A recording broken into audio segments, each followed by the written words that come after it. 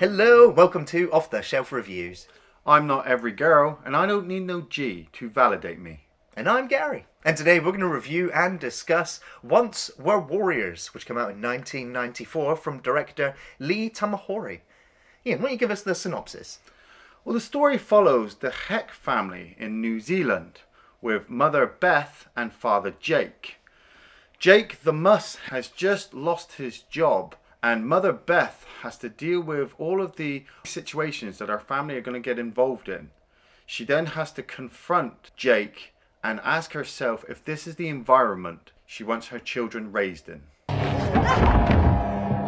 do as you're fucking told!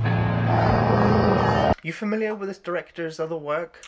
I've seen a few. I mean, when I looked on his list, I saw The Edge. Yes. With Anthony Hopkins. One of my favourite films. You know, with the giant bear. Yeah. Die Another Day, which, you know, is not the greatest James Bond movie out there, but I'm a James Bond fan. Yeah. And Mulholland Falls. I mean, I've heard mixed reviews about that movie. So. Yeah. Along Came a Spider as well, a crime thriller film. Yeah. So he's done sort of an interesting body of work, but not a large amount of films either. No. But this is the one that sort of got a lot of critical acclaim.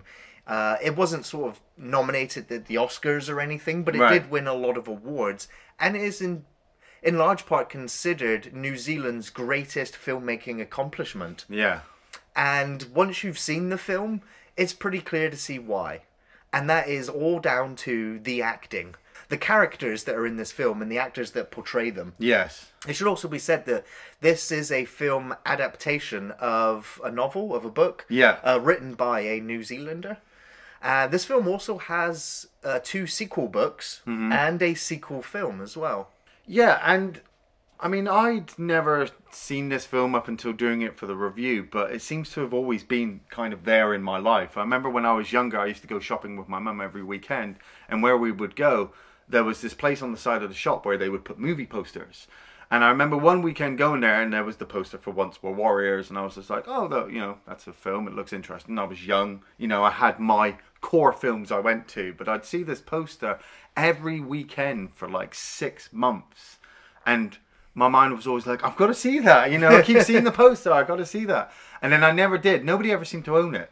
Right. You know, it's not like I ever went over to people's houses or your house or whatever, and people were like, oh, I've got Once Were Warriors, you've got to watch this film. And so when it turned up on the list for the review, I was like, I finally get to watch it. Right. You know, and, you know, I'd always kind of known the backstory about it. You know, it was this family who had come from a New Zealand tribe, but were living in urban New Zealand. You know, and the whole tribal history stuff, the warrior aspect of their life had completely just been thrown out. Yeah. And it was just, you know, the realism and realistic life of a poor family growing up in the 90s. And funnily enough, I can relate to that so much, because when I was growing up, you know, it was not exactly the same, but partially the same. You know, my mum and my stepdad, they did like to have a drink. You know, they would have parties at late nights. You know, and I'd be lying there in bed like, for fuck's sake, just go to bed. You're making so much noise. I've got to get up for school the next day. So when I saw it in this film, you know, you talk about films that you can relate to. Oh, yeah. This is one of them. And it's always been this way. What I loved at first was just the grittiness. The realism. The realism, the urbanness that just kind of comes out, because we see Beth walking along, you know, with her shopping cart, and we're seeing, you know, just, I don't want to be negative, but squalor. You know, people are just kind of, you know, living on the streets or getting by day, and she sees her daughter reading stories to her other children. But I love that intro, the way the names just kind of appeared on the side of her head. Yeah. You know, and the fact that the film was playing with all the credits playing over, which, you know, you're not kind of used to nowadays, because they either throw all the credits in before the film starts, or it comes right at the end. To have it happening while the film's starting up, you know, it's like, here's all the information, here's all the actors, now go. And you're like, okay. Yeah. Yeah. And, you know, the film gives you a great introduction to who each of these sort of characters are. Yeah. Jake when he's at the bar. You know, you see him at the bar almost all the time throughout the film, and he's drinking with his friends. Yeah. And, you know, there's a karaoke set up. Yeah. And you see this woman, she gets up and she starts singing, and all the guys like, hey, you know, she's a very pretty lady, let's Yeah. listen to her. Yeah. And then some asshat goes and puts some music on the jukebox, which of course is overlapping the karaoke singer. And so Jake just wanders over there and beats the living shit out of him. You wanna fuck with me?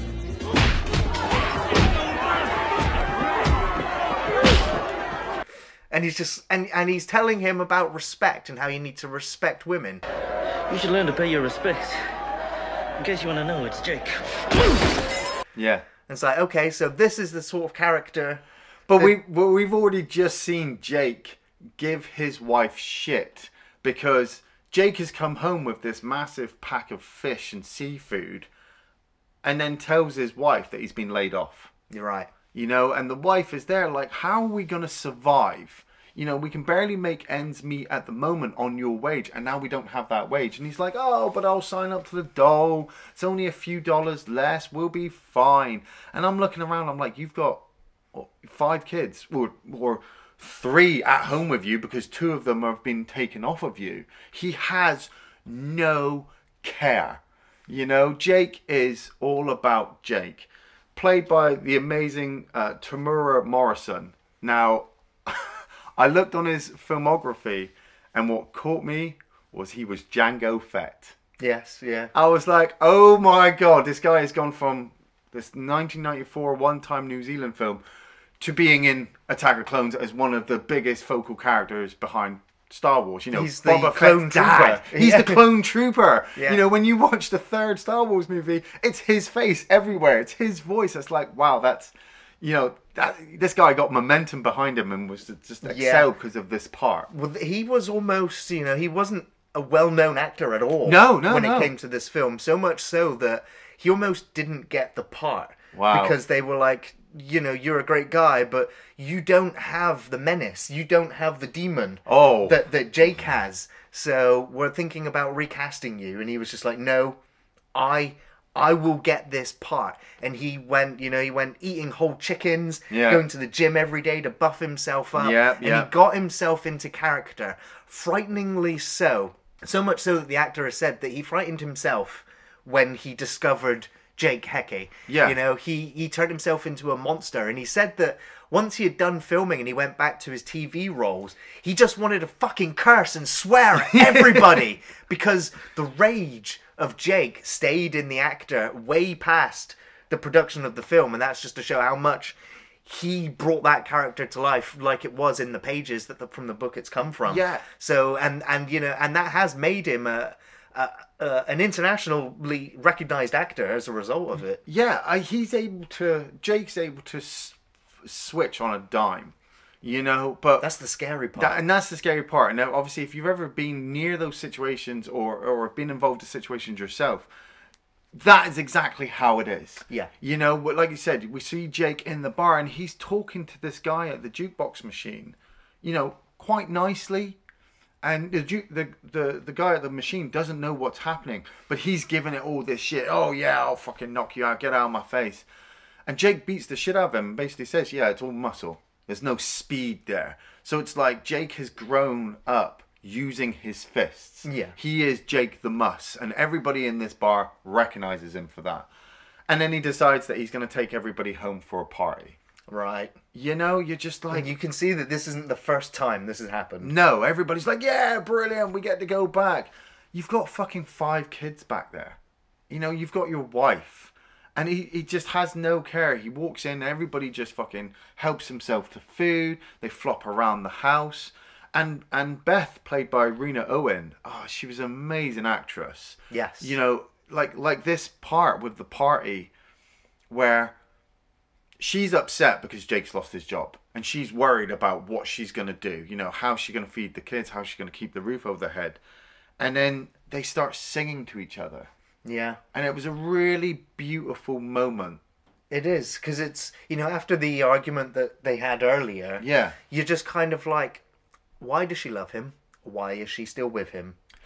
And then you have a beautiful moment Yeah, like yeah, that, yeah. where they're in harmony with each other, and you're like, okay, there is, you know, she does see something in him that is worth sticking around for. Yeah, and the kids recognize that as well. It's like what Grace says when she climbs out of bed. She says, you know, I wish I could be down there watching them.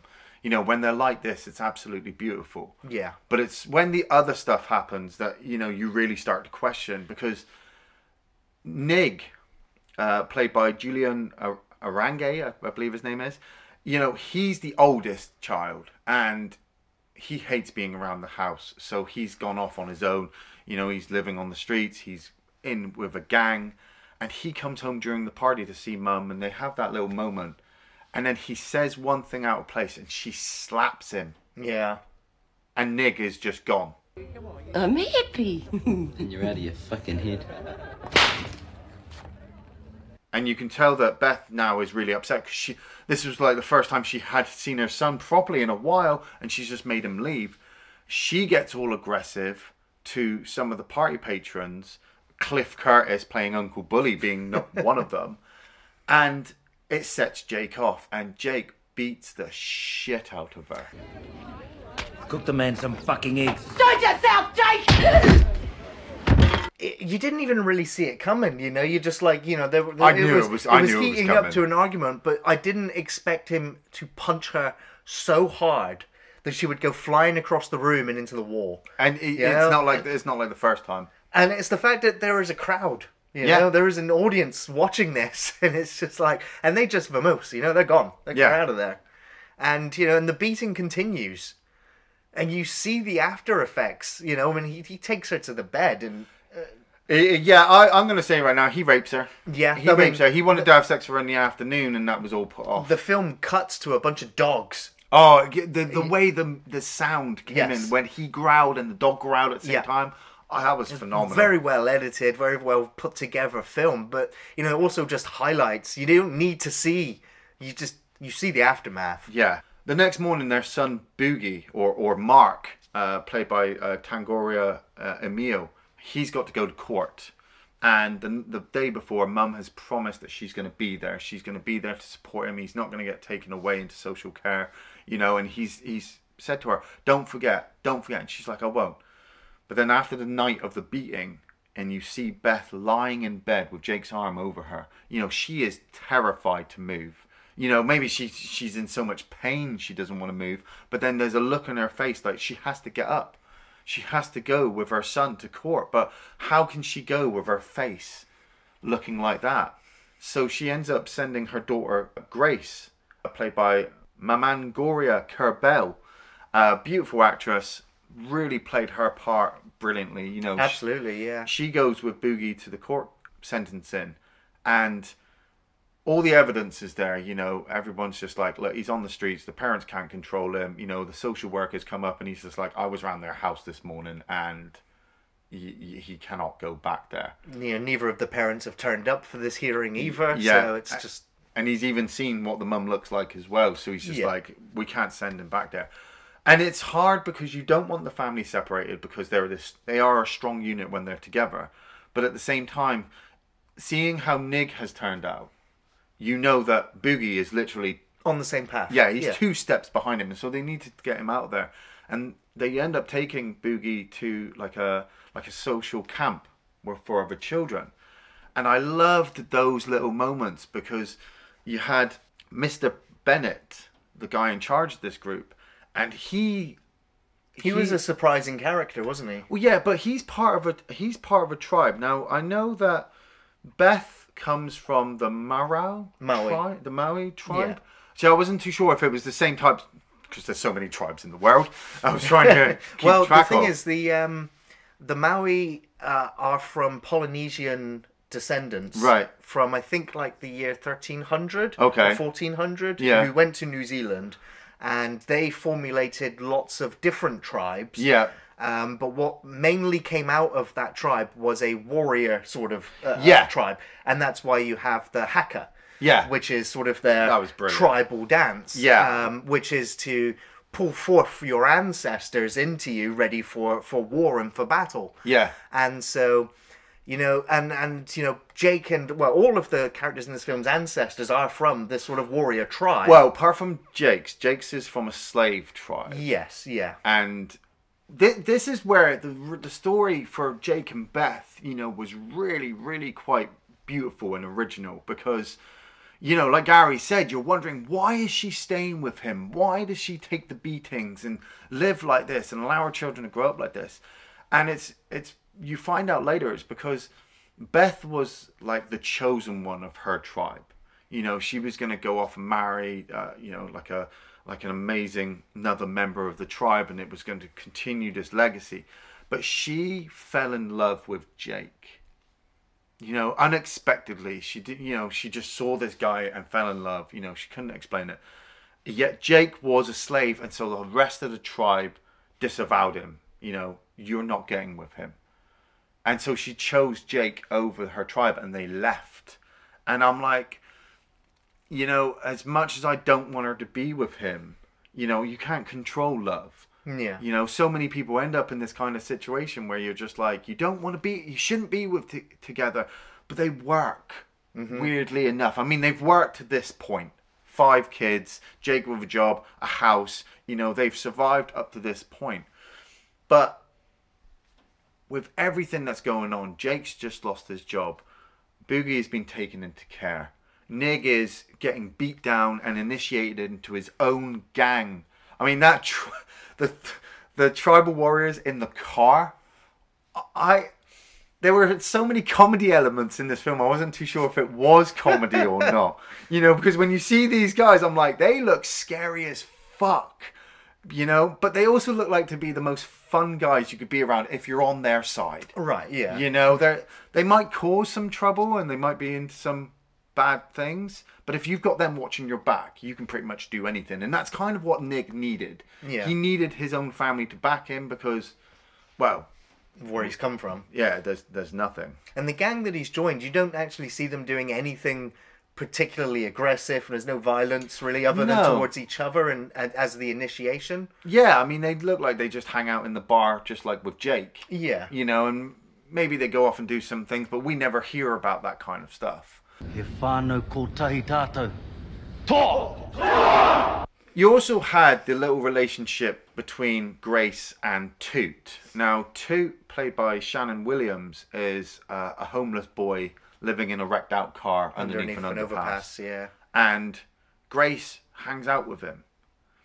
And it was nice, but at the same time it's kind of one of those things where you're like, how bad is this girl's life that this is like the only friend she has? Well, he's a good and a bad influence on her himself because he's a drug peddler. I didn't see him as a drug peddler. He's a drug user, but it's like he won't let her use it. Right, because he doesn't want her ending up on the same path as him. And there is a love between the two of them, but I couldn't get past the fact of, I'm like, why are these kids not in school? I mean, we're not told this is a holiday time. Yeah. So the parents are failing again to try and get the kids educated. Well, I mean, she is the most educated. She is the one who likes writing stories. She's the one who wants to get an education, and that is one of the things that really pisses off Jake, because Jake doesn't like his kids being smarter than him. Yeah. And he definitely doesn't like it because they get lippy, in his words. Yes. And that agitates him and sends him on a violent escapade. So he gets really upset when his kids are studying. But it's all building up because, like I said, Boogie has been taken away into social care. He's angry. He's used the sacred staff that Mr. Bennett has to break some windows. And Mr. Bennett is... Well, you had that slow motion kind of sequence of him spinning the stick around like, this is how a warrior is! And Mark is completely shocked by it and starts to learn the haka. Yeah. Which I thought was just absolutely brilliant, just watching all these kids, you know, just giving it all, fucking slapping their legs and slapping their shoulders. Yeah, you know, ready to go to war, you know. It is impressive and intimidating as well. Yeah.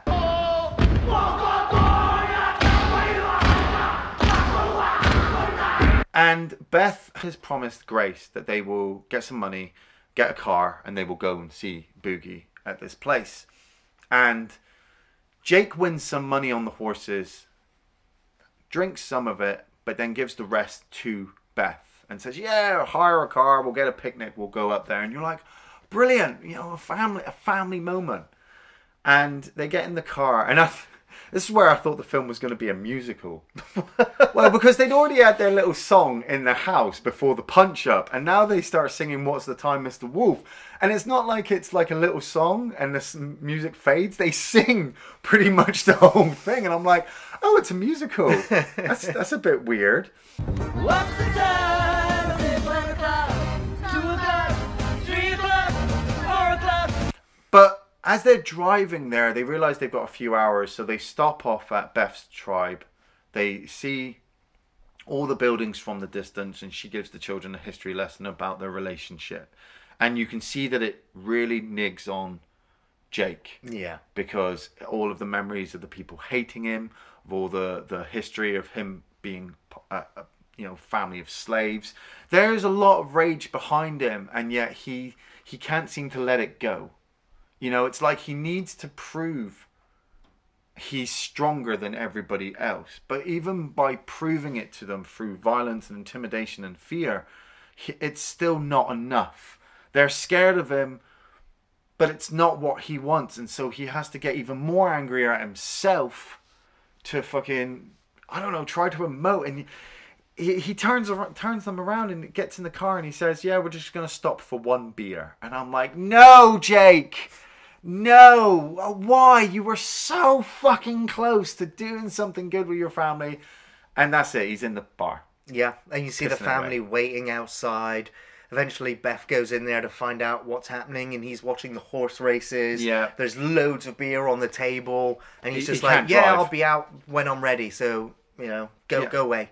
Yeah. If you want to go yourself. Get some taxi money. And she's like, well, what money? And he's like, I gave you all the money. And you know, it just turns into another situation, and they end up going home, and Beth ends up having to have a conversation with Mark over the phone, which he just hangs up. And you're like, for fuck's sake, she's really trying, and yet she keeps getting cut off every time by Jake and his actions. And Jake decides now would be a great time to bring everybody home for another house party. Yay! Except this one goes really badly. Now, like I said, Uncle Bully, played by Cliff Curtis. I used to like Cliff Curtis. He is a decent actor. He's appeared in a lot of different films. I remember him as Smiley from Training Day, you know, and he was in Deep Rising, and he was in Virus, and you know, he was in the Fear of the Walking Dead, and everybody was so upset about what happened to him in that, and I'm like, it's because he's a great actor. And then you see him in this, where he plays Uncle Bully. Now, Grace is what, 13 years old, and she comes downstairs to get a drink of water for her brother, and she's in this little nightie, and Uncle Bully's just there like, give your Uncle Bully a kiss. And so she does, and heads off to bed. Uncle Bully then takes it upon himself to sneak up to her bedroom and rape her. I'm not even gonna fucking sugarcoat it. He fucking rapes her. Oh, absolutely, yeah. He climbs into bed and he puts his hand over her mouth, and it's the way, like I said, Cliff Curtis is such an amazing actor, and the girl playing this part was so brilliant as well. That's what made it so much harder, was because the way he talks to her. Oh, it's all your fault. If your mum and dad knew about how you tease me by walking around in that 90 while he's doing this. And then all I could think is, I just want one of those kids to wake up and scream. I want Jake to hear. You know, if Jake fucking sees this guy is dead. And he doesn't. And Uncle Bully just does his thing, gets up and goes out the room. Tells her it's their little secret not to tell anyone. Yeah. It's disgusting, you know, and you know, watching the film, it's hard going. It's been hard going to this point, and then when that happens, it's just like, all right, how does this? Where do you go now? Yeah. And I can only say that Cliff Curtis never wanted this role. You know, he didn't want this job. And in the trivia, his agent and his auntie was just like, no, Cliff, you should go and do this job. It's a good paying job. It's a good film. You play the part. And Cliff Curtis has never apparently, lived it down. People still comment about his portrayal of Uncle Bully. It's an amazing performance and portrayal. Even even though it's only short, it's not like Yeah. he's in the background all the time. When he appears at first, you're like, oh, he's just one of Jake's friends. But then every appearance of him after this situation, you just want to fucking beat the shit out of him. And I can only give fucking so much respect for Cliff Curtis to be able to not only do this role, but to actually be able to continue his career after. Oh, yeah, yeah. You know, it wasn't like he was typecast or forced into situations. The mustache, which he kept him in a couple of other gangster roles, you know, but once he shaved that mustache, he was able to go on and do so much more. Right. So secret, hey, Gracie. You hear me go? So Grace has now been raped, and the mum notices. She notices something's up the way that Grace just runs out of the house. Well, she's unsure about what's actually going on because she thinks maybe Grace has just had her first period because she's cleaning the blood off the sheets. Yes, yeah.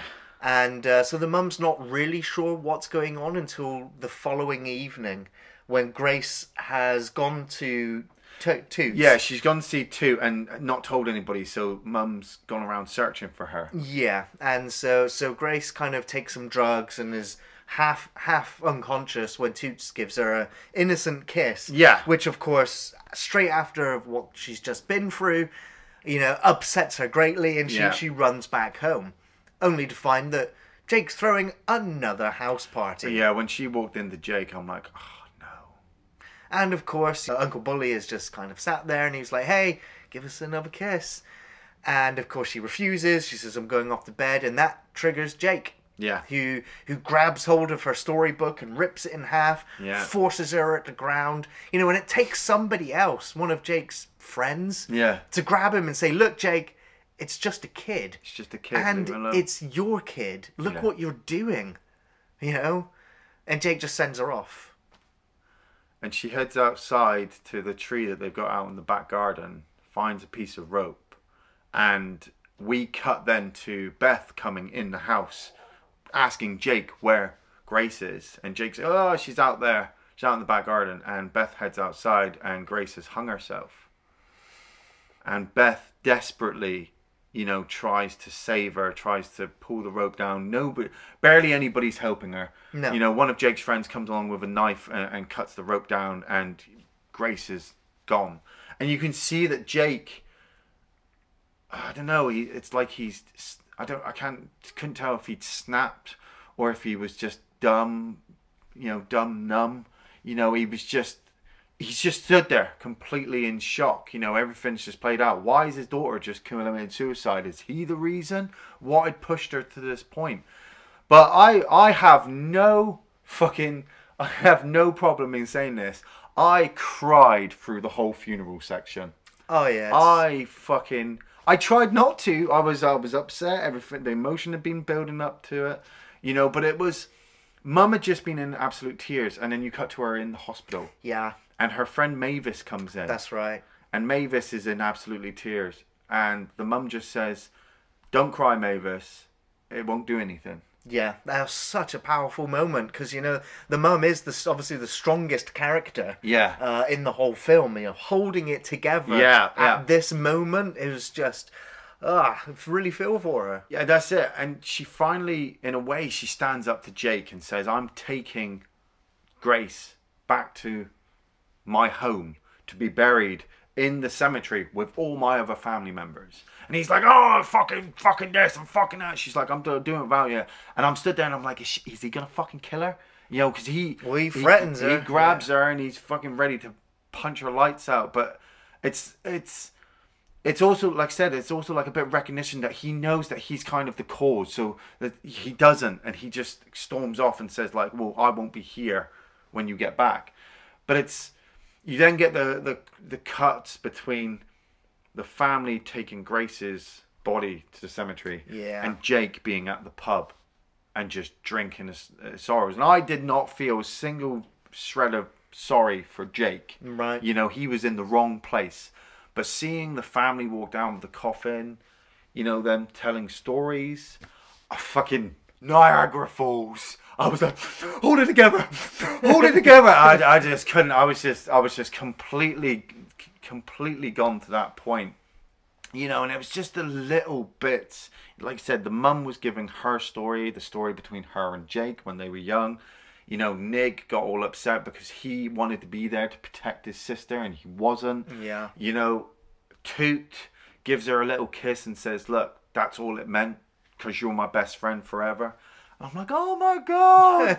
Oh my God! Because the mum actually takes him under her wing as well and Yes. says, "You're one of my kids now. You Yeah. know, so you're coming home with me." I love that little bit where the other family members are kind of trying to get rid of spirits. Yes, in yeah. the house, you know, and it was like, oh, finally, we've got like a positive family bonding thing. Jake's not in the picture. This is what it should. You see them all Should at the be like. table eating dinner, and it's just like, wow, like it's Yeah. a transformation has occurred. It's absolutely brilliant. And Beth comes across Grace's journal. Obviously, it's been ripped in half, so they sellotape it and put it back together. And Toot asks her to read him a story because he could never read, and Grace always read it to him. And Beth opens up the book, and as she goes to read, it just cuts to silence. She's just looking at these pages. And it doesn't tell you, but you realise that Grace has written the rape in her book. And so what Beth is reading at the moment is the rape. Oh my fucking God. Jake, when a man gets violent and scary, you know, they're quite intimidating, but I can easily take a man down, like, you know, thumbs to the eyes, fucking kick to the balls. I'll drop you. I will drop you. When a woman, a mother, a wife gets angry, I'm gone. I'm fucking gone. I'd rather face a nuclear device face first than a mother who's angry, because you see it in Beth, the way she just stops. Oh yeah. She closes the book. She stands up. There is emotion behind that face mask. Oh yeah. Ready to fucking just kill Uncle Bully. Yeah. And to a lesser extent, Jake Jake. as well, because Yeah. he allowed this to happen. And it's the way she's like, Toot, get the kids in the car. And I'm like, oh, you're all fucked. I'll be over here. I'm over here. Yeah, it's tense because you cut to Jake, you know, he's there with his mates drinking beers, and you see the wife just slowly approach. Yeah. You know, and he's about to kick off immediately until Yeah. she hands him the diary. Well, it's Nig who hands him diary. She confronts Uncle Bully, and Uncle Bully's trying, yeah, she's lying, deal with your woman, blah, blah, and you Yeah. know he's a fucking piece of shit. And it's the way Jake goes to stand up, and Nig stands in front of him, and Yeah, I'm yeah. like, holy shit, yes, there's this confrontation. Yeah. And the fact that Jake can take anybody down. Yeah. You know, he could easily take Nig down, but Nig's just like, no, you need to read this. And Jake starts reading down, and the only words he says is Uncle Bully. Uncle Bully. And then the rage comes through on his eyes. Oh yeah, and you just see Bully trying very desperately to get out of there because he knows there's no real escape, and he gets beaten down, and then he gets, you know, Jake smashes the bottle and shanks him. Yeah, shanks him.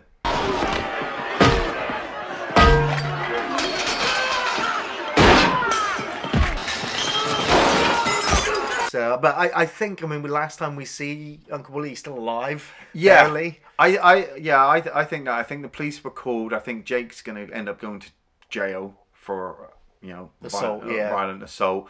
Fucking Uncle Bully's going to definitely jail. Yeah.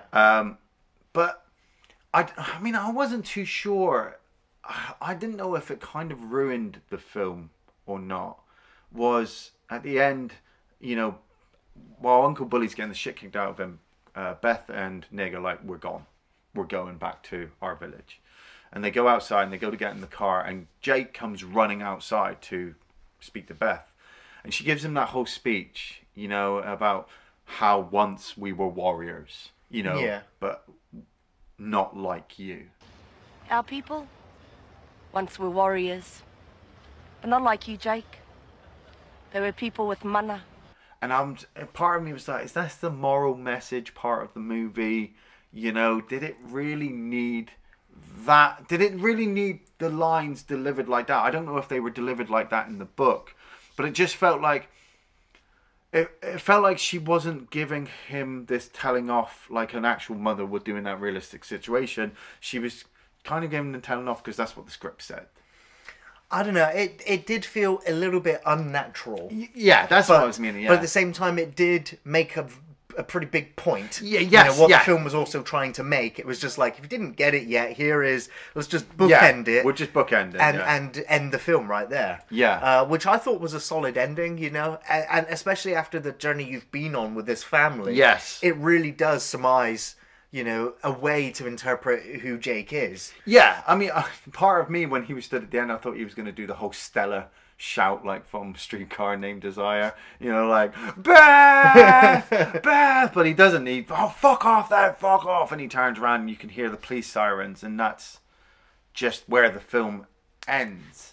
Yeah, and it is picked up in the sequel where, you know, the family have separated, and I mean, the book is mainly a lot more about Jake. Right, okay. And it was when they had trouble making the screenplay for it, they were like, we don't just want to make a film about a guy who beats on his family and goes out and does all these horrible things. Yeah. So it was the screenwriters that were just like, okay, let's take this story and include the family and make it a family element story, which is what the difference is between the book and the film. And of course, the sequel film, which I haven't actually seen either. No. But it is all. I mean, the main story is about Jake and how he changes his life throughout time. And yeah, I mean, I read that the sequel's not as good as this one. It wasn't as successful, and I feel, because for me, like you said, the book was following mainly Jake, but they had to adapt it for the film. Well, it should be said that this film is not based on a true story. No. But I can easily imagine that this film, and it's why it's so relatable, is that this is based on multiple real stories. You know, it's like, it's so very relatable. You know, you don't even need to speak English or, you know, be in New Zealand to understand it. You know, it's a universal problem. With the genders and with domestic violence, despite the different cultural upbringings. Yeah. You know, it's very, very relatable. So, memorable or favourite scenes, Ian? I've got a few favourite scenes. Interrupting the singer at the bar. It's Jake the Muss. Yeah. You know, he does not take no fucking shit. He'll destroy anything and everything in his path. And he says it a few times, you know, when I'm angry, get out of my way or I will kill you. Destroying the fucking house after that beautiful song with his wife. I loved the song, but then I don't know what was more fucking terrifying. The fact that he's just beating the shit out of Beth and taking her up the stairs to rape. Or Grace coming down the stairs and seeing the aftermath. You know, you've got blood smeared on the wall. There's just beer cans and the house is destroyed. And I wasn't too sure what was actually more terrifying. That or seeing your mum getting the shit kicked out of her. Because seeing the kids cowering underneath their bed that they want their mum, hearing her getting it's fucking terrifying. Nig getting initiated. Like I said, I loved the whole sitting in the car with the gang. And then taking the beat down from all of his initiation, the body art, love that fucking body art. I mean, it must be like the one or a few real tattoos that aren't really tattoos.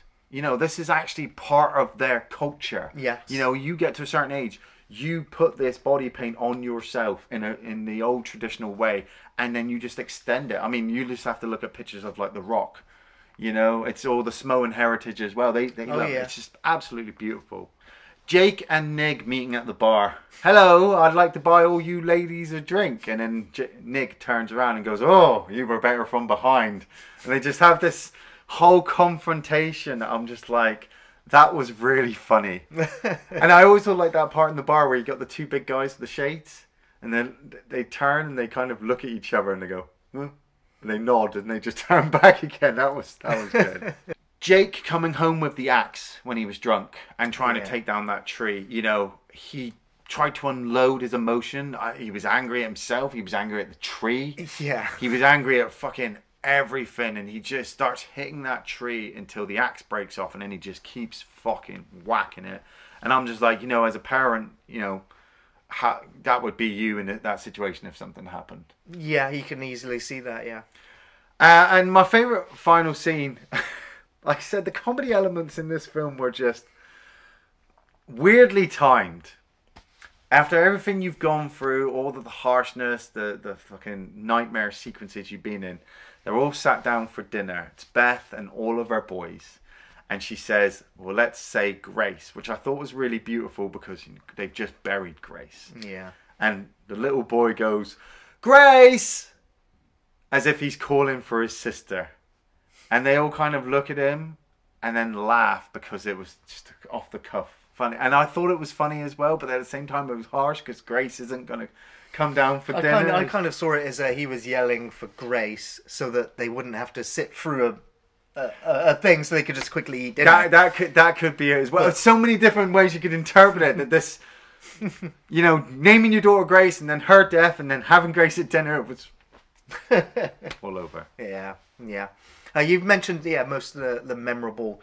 I don't really have that many favorite sequences from the film, but the memorable ones are the sudden violent beatings that happen in the film. It sticks with you. You remember it because the actors do it so very well. And what I do like about the domestic horrible situations that occur is that they're over very quickly. They happen suddenly and they're over quickly.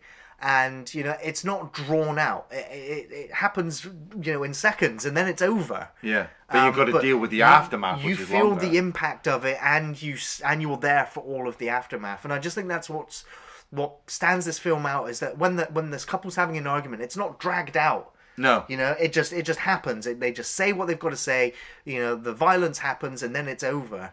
And I thought that was very realistic as well. Yeah. The way that it was portrayed. I guess if I'd say my absolute favourite sequence in the film would be Grace's funeral, and the mother kind of sat there telling the story to her of her own life. Yeah. As to the situation that they're in now. I just thought that was really beautiful. I also really like the moment with Nig outside when he has that the meeting with the preacher. They just touch faces. They just touch faces. Oh, Like, I don't really understand, but I'm guessing it's a cultural thing, and I just thought that was just really respectful. Yeah, I saw it as a like Nig being the oldest. He must have been introduced to his uncle at a young age, but hasn't seen him in so long. Yeah. But at the same time, like we said, Nig has joined this gang, but we don't know what the gang actually get up to. So it's not like they hate on him for joining the gang. It's more of a respect thing, and with the death of Grace, Nig's way of saying, like, I need to fucking look after my mum. Yeah. And the uncle's like, recognises it. Yeah, and we'll be there to support you as well. That was a great little moment. Yeah. I'm trying not to cry again, Gary. I'm sorry. I'm cry. So I definitely recommend Once Were Warriors. This is, for me, much more a film about Beth as it is Jake. Yes. I also think Rena Owen is fantastic in this film. I would say she is the best actress in the whole film. Interestingly, the actress, when she read the book 3 years before the film would even be made, she knew that part was written for her. She just kind of felt it. She was like, I can embody this character. And she went to audition. She went to the guy who wrote the book and was just like, for a signing, and was just like, I want to play Beth. Like, when's the film being made? Go make it happen. I will play Beth. And of course she does. And my God, she will move you to tears watching this film because you feel everything. She is, for me, your vessel for the film. So everything that's happening in the film, you feel it through her. Yeah. Because you don't really feel much through Jake other than the raw anger and hatred, and you feel the fear and intimidation that can come from him, which through her. Yeah. Well, but also it makes you want to cling to her even more. Yeah. Because you're scared, and you're scared what's going to happen to her. So she kind of takes you into the family, and it's just. The film is really well balanced with giving you the views from all of these different characters that all make up the bigger picture. Yeah. And so I recommend this film on on the performances alone from the two leads. The violent and spontaneous outbursts will catch you off guard, even when you know that they're coming. Yeah. But watching Beth trying to raise her kids in this situation, it's traumatizing and very relatable. The film is also very well filmed. The editing, it's very powerful filmmaking. There's very few other films in this category that I could easily recommend when dealing with domestic abuse like this, and the fact that it's balanced really well with the Maori tribe, and the New Zealand kind of culture, because most people think of New Zealand and see hobbits, they don't realize that New Zealand has this massive history, and that there is these the native tribes of New Zealand. And the sort of squalor, that they're in. Yeah, because they've gone to the big cities and thought, this will be a better life, and it's not. And it's not. And still today, the New Zealand governments are trying to balance out the welfare of all of its citizens, and it's fascinating as well. But yeah, I definitely recommend Once Were Warriors, because it will also serve as a window into life in New Zealand. Yeah, I definitely recommend this movie. Like you said, another film in this category that it made me think of, I haven't seen in a long time, is Nil by Mouth. Right, yeah. That's another domestic abuse film, but obviously that's from the UK. Like I said at the start of this, I saw the poster when I was really, really young, and always felt like, I don't know, weirdly that there was a connection with me in this film, and that someday I would catch up with it. And I finally did, and it was so relatable. I was having flashback memories of families that I knew growing up who grew up in those situations, or situations that I had been in myself, not as extreme as what we saw in the film, but certainly close. It is so filled with raw emotion. I think that's what really cements this film as a great movie, is that a lot of these actors were first-time actors, and they had to learn their skills, and this was one of the films that they used to help develop that. Yeah. The fact that Jake the Muss went on to become Jango Fett and the Clone Troopers. The fact that Cliff Curtis has managed to survive his career after playing Uncle Bully.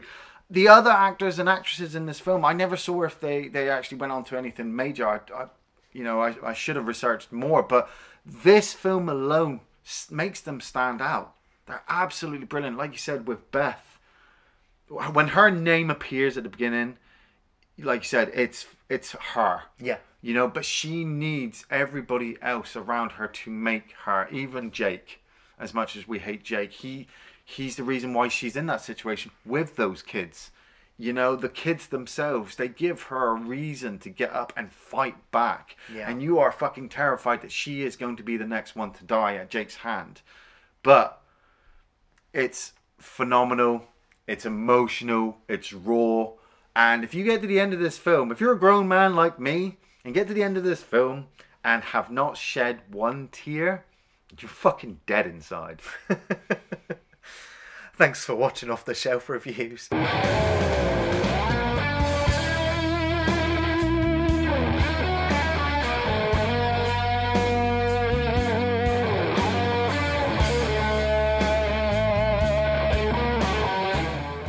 In case you want to know, it's Jake. Jake the Muss.